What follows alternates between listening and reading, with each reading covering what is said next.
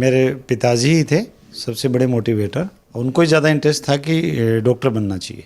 कुछ और ऑप्शन होता था तो वो भी घुमा फिरा के डॉक्टरी पे ही ले जाते थे कि आप पहले डॉक्टरी कर लो फिर ये भी कर सकते हो कोई बात। मेरे जो ब्रदर हैं, छोटे ब्रदर डॉक्टर राजवीर, हम स्कूल में भी साथ में ही थे और हम साथ में ही हमारा सिलेक्शन हो गया और हॉस्पिटल में भी हम लोग साथ में ही हैं। और फिर वाइफ जो है, शादी के बाद में वाइफ भी डॉक्टर हैं, तो हमारी एक जो है एक अच्छी टीम बन गई और दोस्त लोगों ने मिलके और एक अच्छा मल्टी स्पेशलिटी हॉस्पिटल हमने खड़ा कर लिया। अच्छे खाने में मक्का, बाजरा, जो ये अच्छे अनाज में आते हैं, इससे कुछ कम आएगा गेहूं, उससे कुछ कम आएगा चावल। इसलिए ये जो पुराने ट्रेडिशनल फूड है हमें वापस फॉलो कर देना चाहिए और उसकी तरफ जाना चाहिए। होता है हार्ट अटैक जैसे होता है, उसमें सबसे इम्पोर्टेंट तो होता है टाइमिंग, कि अटैक पेशेंट को आया, आपने विद इन टाइम उसको इलाज कर लिया। जैसे जो रिफाइंड तेल होता है, उसको रिफाइंड तेल के साथ में दो बड़ी मोटी मोटी चीज़ें हैं जो उसको नुकसान करती है। एक तो उसको बहुत ज़्यादा गर्म किया जाता है जिससे उससे न्यूट्रिएंट डैमेज हो जाते हैं।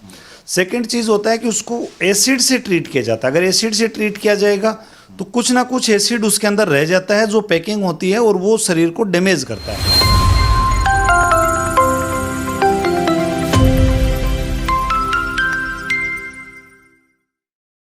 नमस्कार, मैं प्रवीण जाखड़, हेल्थ टीवी में आपका बहुत बहुत स्वागत करता हूं। आज हमारे साथ हैं राजस्थान के बहुत ही मशहूर कार्डियोलॉजिस्ट और दाना शिवम हॉस्पिटल के डायरेक्टर। तो हम लोग स्वागत करेंगे सुनील गरसा जी का। डॉक्टर साहब, स्वागत है हेल्थ टीवी में। बहुत बहुत धन्यवाद। डॉक्टर साहब से आज हम लोग जानेंगे दिल की सेहत के बारे में। हम लोग जानेंगे, जैसे हमारे चैनल पे हम लोग अलग अलग डॉक्टर्स के वर्जन लेते हैं, उनके खूबियाँ क्या हैं, वो कैसे सर्विस डिलीवर कर पा रहे हैं, कैसे मरीजों को क्योर कर पाते हैं, कौन सी ऐसी चीज़ें हैं जिसकी वजह से सर के सब्जेक्ट में क्या हो सकता है, क्या पोटेंशियल है जिससे ज़्यादा से ज़्यादा लोगों को बचाया जा सके। तो सर, हम लोग जानना चाहेंगे मेडिकल की बातें, लेकिन उससे पहले ये जानना चाहेंगे, ये आप मेडिकल फील्ड में कैसे आ गए? किसने आपको यहाँ तक आने के लिए पुश किया? शुरुआती दौर में MBBS आपने कहाँ से करी? शुरुआत कहाँ से हुई? मैं सिंघाना झुंझुनू के अंदर मेरा गांव है। गांव की स्कूल में ही पढ़ते थे और पिताजी RAC में थे, जो कंपनी कमांडर से रिटायर हुए हैं, जो कि शहर में रहते थे। तो धीरे धीरे पिताजी का ही इंक्लिनेशन था कि आप जो है वो डॉक्टर बनने की तैयारी करो। और मेरे बड़े ब्रदर थे, वो डेंटिस्ट हैं, अभी प्लानिंग में प्रैक्टिस करते हैं। उनको उस वक्त से ही डॉक्टर कहना शुरू कर दिया था और हम साथ में फिर सब लोग ही पढ़े, तो मेडिकल की तरफ जो है जो रुझान हो गया। सर, किसान परिवार से हैं आप, किसने मोटिवेट किया था सबसे ज़्यादा कि इस फील्ड में जाना चाहिए, या डॉक्टर फील्ड में जाके आप इस मेडिकल प्रोफेशन में आके ज़्यादा सेवा कर पाएंगे? वो कौन मोटिवेटर कौन थे एक्चुअली में? फादर थे, भाई थे, या कौन थे परिवार में? नहीं, मेरे पिताजी ही थे सबसे बड़े मोटिवेटर। उनको ही ज़्यादा इंटरेस्ट था कि डॉक्टर बनना चाहिए। कुछ और ऑप्शन होता था तो वो भी घुमा फिरा के डॉक्टरी पे ही ले जाते थे कि आप पहले डॉक्टरी कर लो फिर ये भी कर सकते हो, कोई बात नहीं। आपकी वाइफ भी आपके साथ सपोर्ट करती हैं, वो भी डॉक्टर हैं। तो पिताजी ने शुरुआत करवाई थी और अब आपकी जोड़ी मिलके बहुत ही अच्छी सर्विस डिलीवर आप लोग कर पा रहे हैं, तो इस बारे में क्या कहना चाहेंगे? हाँ, जैसे हम साथ में भी हैं, मेरे जो ब्रदर हैं, छोटे ब्रदर डॉक्टर राजवीर, हम स्कूल में भी साथ में ही थे और हम साथ में ही हमारा सिलेक्शन हो गया और हॉस्पिटल में भी हम लोग साथ में ही हैं। और फिर वाइफ जो है, शादी के बाद में वाइफ भी डॉक्टर हैं, तो हमारी एक जो है एक अच्छी टीम बन गई और दोस्त लोगों ने मिलके और एक अच्छा मल्टी स्पेशलिटी हॉस्पिटल हमने खड़ा कर लिया। दाना शिवम हॉस्पिटल काफ़ी मशहूर है पूरे राजस्थान में, आपके हॉस्पिटल का अच्छा खासा नाम है। तो ये ब्रांड बिल्डिंग, आप यहाँ तक का सफ़र कैसा रहा? ये जर्नी जब शुरुआत हुई तो क्या सोचा था कि एक हॉस्पिटल बनाएंगे और इतने लोगों की सेवा आप कर पाएंगे? हाँ, नहीं, शुरुआत में ऐसे नहीं लगता था। शुरू में जब पढ़ाई करते थे तब भी शुरू में ऐसे लगता था कि MBBS करके PG कर लो, कंसल्टेंट बन जाएंगे। फिर PG करते करते ये लगा कि नहीं यार, कुछ और पढ़ाई करेंगे। फिर हमने जो है DM की पढ़ाई, जो डॉक्टरेट है, PhD है मेडिसिन के अंदर, वो पढ़ाई की कार्डियोलॉजी के अंदर। उसके बाद में ऐसे लगता था कि यार अच्छे कार्डियोलॉजिस्ट बन जाएं। और फिर धीरे धीरे लगा कि नहीं यार, सेंटर डाल लेते हैं। और फिर सेंटर भी डाला, फिर ऐसे लगा कि नहीं, इंडिपेंडेंट हॉस्पिटल भी बना सकते हैं।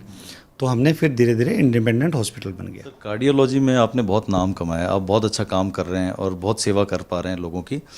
क्या कहना चाहेंगे कि ये कार्डियोलॉजी के जो इश्यूज़ आते हैं, तो आपके पास जो पेशेंट्स आते हैं, ये समस्याएं कैसे जनरेट हो जाती हैं? उनके लिए क्या करना चाहिए? वो लोग यहाँ तक पहुँचते हैं तो क्या कारण होते हैं यहाँ तक पहुँचने के? देखो, कार्डियक में क्या होता है कि कुछ चीज़ें हैं जो हार्ट पे इफ़ेक्ट करती हैं। जैसे एक तो आपका जो ब्लड प्रेशर लेवल है, शुगर का लेवल है, या आपका जो कोलेस्ट्रॉल में डिरेंजमेंट है, ये कुछ चीज़ें हैं, ये एज दर एज आपको इफ़ेक्ट करती रहेंगी और कुछ कोलेस्ट्रॉल फिर जमा होना शुरू हो जाता है। स्मोकिंग भी बहुत बड़ा फैक्टर है उसके अंदर।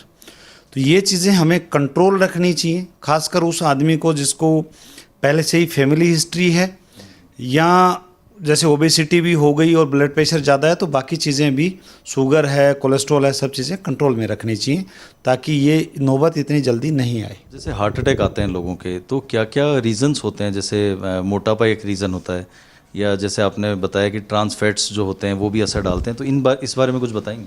देखो, जैसे हार्ट अटैक आते हैं, एक तो जेनेटिक का इफेक्ट भी होता है। अगर फैमिली हिस्ट्री है, मान लो फादर मदर को हार्ट अटैक हुआ है, तो आपके भी संभावना है कि हार्ट अटैक आ जाए और कुछ जल्दी उम्र में आ जाए। इसके अलावा जो स्मोकिंग एक बड़ा फैक्टर है, जो फ्राइड फूड अपन खाते हैं, जो शुगर अगर ज़्यादा खाते हैं तो जो कोलेस्ट्रॉल को डिस्टर्ब करती हैं ऐसी चीज़ें, मोटापा भी डिस्टर्ब करता है। फिज़िकल इनएक्टिविटी भी जो है वो अफेक्ट करती है। पहले फिज़िकल एक्टिविटी बहुत होती थी क्योंकि फील्ड में काम होता था। अभी लग्जरी बढ़ गई है, सुविधाएं बढ़ गई हैं, फिज़िकल इनएक्टिविटी ज़्यादा हो गई हैं, तो ये चीज़ भी अफेक्ट करती है। आदमी अगर रेगुलर फिजिकल एक्टिविटी करता है तो कोलेस्ट्रॉल का लेवल भी और ब्लड प्रेशर का लेवल भी काफ़ी हद तक कंट्रोल में रहता है। खान पान में क्या चीज़ बदलाव आ गए हैं? क्योंकि पहले वाली जनरेशन में अटैक इतने नहीं आते थे जितने जिस तरफ जनता भी बढ़ रही है और अटैक भी बढ़ने लगे हैं। प्रोसेस फूड है या और कोई चीज़ें जो क्या क्या असर डालते हैं? देखो, खान पान में मोटा मोटा तो सबसे बड़ी चीज़ है कि ज़्यादा शुगर है, ज़्यादा नमक है, प्रोसेस्ड फूड ज़्यादा है, फ्राइड फूड ज़्यादा है। जो वेस्टर्न स्टाइल की जो डाइट होती है जिसमें बहुत ज़्यादा चीज़ भी है और नमक भी बहुत ज़्यादा है, ऐसी चीज़ें ब्लड प्रेशर भी बढ़ाते हैं, कोलेस्ट्रॉल भी डिस्टर्ब करते हैं, ओवरऑल हेल्थ को अफेक्ट करते हैं, लीवर को भी अफेक्ट करते हैं, तो किडनी को भी अफेक्ट करते हैं। जो पहले इंडियन जो क्लासिकल खाना था जिसमें हम होल ग्रेन फूड लेते थे, सीधा हम अनाज से खाना तैयार करते थे और उसके प्रोसेसिंग कम से कम होती थी और हरी सब्जियां भी खूब खाते थे। हाँ, मीठा तो हम पहले से भी ज़्यादा खाते थे, बट बाकी चीज़ें हम कम खाते थे। तो ये पहले वाला जो हमारा जो डाइटरी बेनिफिट था हमें था, अभी जो हम धीरे धीरे लूज़ कर रहे हैं ज़्यादा मॉडर्न और ज़्यादा शहरी बनने के चक्कर में। अपने गाँव में पहले बाजरा खाया जाता था, मूंग मोठ पे काफ़ी ध्यान दिया जाता था, अब ये धीरे धीरे कम होते जा रहे हैं। लोगों ने गेहूं को फॉलो किया, कई स्टडीज़ में आया कि गेहूं भी कई जगह नुकसान करता है, शुगर लेवल भी बढ़ाता है। ये सब के बारे में खान पान में क्या कहना चाहेंगे? जैसे खाने में जो बेसिक अपना जो खाना होता है जिसमें कि बाजरा, गेहूं, चावल अपन देखते हैं, मक्का देखते हैं या जो है, तो इसमें अच्छे खाने में मक्का, बाजरा, जो ये अच्छे अनाज में आते हैं। इससे कुछ कम आएगा गेहूं, उससे कुछ कम आएगा चावल। इसलिए ये जो पुराने ट्रेडिशनल फूड है हमें वापस फॉलो कर देना चाहिए और उसकी तरफ जाना चाहिए जहाँ उसकी न्यूट्रिशनल वैल्यू भी ज़्यादा आती है, जिसमें अपन देखते हैं कि कैल्शियम किस में है, विटामिन किस में ज़्यादा हैं, किसके अंदर ऑयल ज़्यादा अच्छा है, तो ये ज़्यादा अच्छे फूड हैं। सर, दिल के मरीजों के लिए तेल, जो खाने का तेल होता है, वो कितना इम्पैक्ट डालता है? क्योंकि जैसे कच्ची घानी का तेल होता है वो खाना काफ़ी बेटर माना जाता है, और जो तेल आ रहे हैं बाज़ार में उस बारे में, क्योंकि आपके पास बहुत सारे पेशेंट्स आते होंगे जिन पे ऑयल, हैवी ऑयल के जो इम्पैक्ट हैं वो हार्ट को असर करते होंगे। हाँ, ऑयल जो क्या होता है कि जैसे अगर ये जैसे वनस्पति घी है तो उसमें ट्रांसफैट्स बहुत ज़्यादा मात्रा में होते हैं और वो कोलेस्ट्रॉल लेवल है उसको इतना डिरेंज करते हैं कि वो जमना जल्दी शुरू हो जाता है। इसलिए जो नेचुरल जो खाना है, जैसे मूंगफली का तेल है फॉर एग्जांपल, या सरसों का तेल है, या तिल का तेल है, अभी आप देखते हैं तो वो बहुत अच्छे तेलों में से होते हैं और वो भी आप कच्ची घानी के होने चाहिए। जैसे जो रिफाइंड तेल होता है, उसको रिफाइंड तेल के साथ में दो बड़ी मोटी मोटी चीज़ें हैं जो उसको नुकसान करती है। एक तो उसको बहुत ज़्यादा गर्म किया जाता है जिससे उससे न्यूट्रिएंट डैमेज हो जाते हैं। सेकंड चीज़ होता है कि उसको एसिड से ट्रीट किया जाता है। अगर एसिड से ट्रीट किया जाएगा तो कुछ ना कुछ एसिड उसके अंदर रह जाता है जो पैकिंग होती है और वो शरीर को डैमेज करता है। तो तेल, मेरी एडवाइस ये रहेगी कि कच्ची घानी वाला होना चाहिए और अपना जो मिलता है लोकल एरिया में, मूँगफली है, सरसों है, तिल का है, वो सबसे बेस्ट है। सोयाबीन भी इंडिया में बहुत प्रोड्यूस होता है, तो ये अच्छे तेलों में से आते हैं। कुछ तेल ऐसे हैं जैसे हम ये देखते हैं कि साहब ये ओलिव ऑयल है। ओलिव ऑयल बेसिकली हम एडवर्टाइजमेंट भी देखते हैं कि ओलिव ऑयल बहुत अच्छा है, हमने सब्जी में बना के डाल लिया। ओलिव ऑयल की जो बेसिक नेचर है कि ओलिव ऑयल को कच्चा ही खाया जाता है, उसको गर्म करके नहीं खाया जाता। तो मेरे हिसाब से तेल के मामले में आप जो हैं डॉक्टर हैं या हेल्थ एक्सपर्ट की या डाइटिशियन की एडवाइस लें, और ये न्यूज़ जो भी ऐड आता है उसके तेल के मामले में बिल्कुल नहीं पड़ना चाहिए। और अभी जो फिलहाल अपना जो एक चीज़ और आ गया कि वेस्टर्न फूड के साथ में चाइनीज़ फूड और होता है, हालांकि दिल पे नुकसान का इतना ज़्यादा नहीं है उसके अंदर, बट वो पेट को नुकसान करती हैं कुछ चीज़ें, तो उनके बारे में अपना ट्रेडिशनल फूड ओवरऑल एनालिसिस के बाद में लगता है कि अपना ट्रेडिशनल फूड है वो सब बहुत ही अच्छा फूड है। पुराना खाना, बाजरे की रोटी और घी, जो मक्खन होता था, ये सब चीज़ें ज़्यादा बेटर हैं। बहुत ही बेटर है, बहुत ही बेटर है। सर, ये जो पिज्ज़ा बर्गर का ट्रेंड चल रहा है, वो भी मेरे ख्याल से हार्ट पेशेंट्स को बढ़ाने में या इम्पैक्ट करता है। पिज़्ज़ा बर्गर क्या होता है कि जैसे उसमें ट्रांस फैट्स होते हैं, उसी तरह से जैसे चीज़ वगैरह से इन चीज़ों से तैयार होता है, तो उसमें ट्रांस फैट्स की मात्रा काफ़ी ज़्यादा होती है। आपके यहाँ पे जब पेशेंट्स आते हैं, अटैक उनको आता है, तो आपका लाइन ऑफ ट्रीटमेंट क्या होता है? आप लोग कैसे उस पर वर्किंग करते हैं, कैसे उसको सर्विस डिलीवर कर पाते हैं, कैसे क्योर कैसे करते हैं? देखो, अटैक के मामले में जो होता है, हार्ट अटैक जैसे होता है, उसमें सबसे इम्पोर्टेंट तो होता है टाइमिंग, कि अटैक पेशेंट को आया, आपने विद इन टाइम उसको इलाज कर लिया। अगर जैसे ही हमारे पास आता है तो हमारे पास हमारी इमरजेंसी में जो पर्टिकुलर है, जो इनिशियल इसेंशियल दवाई है, हम सब उसको देते हैं, और उसी वक्त हम जो कैथ लैब है उसमें हम बुक करते हैं कि भाई नेक्स्ट पेशेंट कैथ लैब में यही जाएगा। तो इसमें क्या है कि जैसे हम डोर टू बैलून टाइम बोलते हैं, अगर आपको एंजियोप्लास्टी करनी है, पेशेंट को अगर स्टेंट डालना है, तो डोर टू बैलून टाइम है, वो जितना कम होगा उतना ही पेशेंट के लिए अच्छा है। इसलिए हम कैथ लैब की जो टेबल है उसके लिए रिजर्व करते हैं उसी वक्त कि भाई नेक्स्ट पेशेंट ये लेंगे, ज़रूरी दवाई दी, पेशेंट को दवाई देते ही प्रिपेयर किया, उसकी इन्वेस्टिगेशन भेजी और टेबल पे ले लिया, और हम उसकी आर्टरी को जो भी प्रोसीजर होता है, भाई यहाँ जो हाथ की आर्टरी से करते हैं, जिसको रेडियल प्रोसीजर बोलते हैं हम लोग, 90% केसेस हम उसी से करते हैं, जिससे पेशेंट भी कंफर्टेबल रहता है और जो चीज़ें जो हैं वो फास्ट भी होती हैं, तो उससे करते हैं। और जितना जल्दी आर्टरी को आप खोल सकते हो उतना ही पेशेंट को फ़ायदा होगा और उतना ही उसके हार्ट को हम बचा सकते हैं कि हार्ट डैमेज नहीं हो।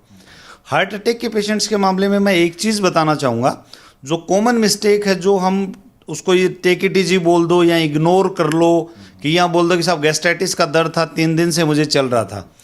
इसका नुकसान सिर्फ पेशेंट को होता है और किसी को नहीं होता, कि 3 दिन से हम उस चीज़ को इग्नोर कर रहे हैं। ईसीजी बहुत छोटी जांच है, छोटी छोटी जगह अवेलेबल है। अगर आपको किसी को लग रहा है कि मुझे पेट का ही दर्द है, तो भी आप ईसीजी करवा सकते हैं। ईसीजी में आ जाएगा, टाइम से पकड़ में आ जाएगा, तो मायोकार्डियम कई बार क्या होता है, वो इतना डैमेज हो जाता है कि आदमी को बाद में धीरे धीरे बैठे बैठे या चलने पे, हल्का फुल्का चलने पे भी सांस फूलने लग जाता है। तो टाइम का पेशेंट या रिलेटिव अगर ध्यान रखेंगे तो उसका फ़ायदा पेशेंट को मिलेगा। राजस्थान से अलग अलग जगह से हार्ट पेशेंट्स आपके पास आते हैं, तो वहाँ से यहाँ पहुँचने में भी कई बार समय लग जाता होगा, कई बार रेफ़र किए जाते हैं। आप उनको क्या मैसेज देना चाहेंगे, क्या ध्यान रखें, यहाँ तक आने तक क्या ध्यान रखें, और ओवरऑल वो क्या ध्यान रखें अगर ऐसी कोई समस्या आती है? देखो, ऐसी समस्या आती है जहाँ भी अटैक पड़ता है, पास में जो भी फिजिशियन है या जो भी डॉक्टर हैं हार्ट अटैक से संबंधित, चाहे वहाँ पे कम ही दवाइयाँ अवेलेबल हैं, जो भी दवाई अवेलेबल हो आप वहाँ पे ले लो। उसमें ये नहीं होना चाहिए कि नहीं साहब मैं बड़े सेंटर पे जाके ही दवाई लूँगा, सीधा वहाँ पे फिजिशियन है, कुछ ब्लड थिनर्स हैं, टेबलेट्स भी हैं, इंजेक्शन्स भी हैं, तो मिल जाते हैं। कुछ थक्का घोलने वाले इंजेक्शन भी हैं, वो थोड़ा सा टाउन लेवल पे आपको मिल जाएंगे, तो वो ले लेने चाहिए। क्योंकि वो अगर जितना भी है, कई बार अधिकतर टाइम अटैक पड़ता है, आर्टरी जो होती है, जो नाड़ी होती है, वो 99% 100% बंद होती है।